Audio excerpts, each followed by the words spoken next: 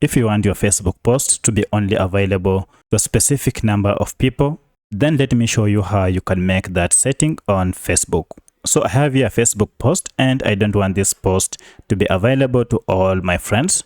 I only want it to be available or to be seen by a specific number of people. To do that, go ahead and identify the post and then just tap on it to open. So to restrict this post to specific friends, just head over to these three dots up here and then tap on them and then come to edit privacy.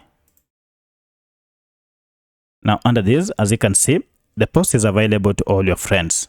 Sometimes according to your Facebook profile, it may be set to public such that everyone can see, even those who are not your friends on Facebook. So to only make it available to specific friends, go ahead and choose this option, specific friends, and then tap on these dots. And now you will see a list of all the friends you have on Facebook. Go ahead and check the friends you want to be able to see that post. So for my case, I want these two. I want these two to see the post. However, I don't want the others to see the post. So I'll go ahead and select the two and then tap on done. And then save. Now that has been saved.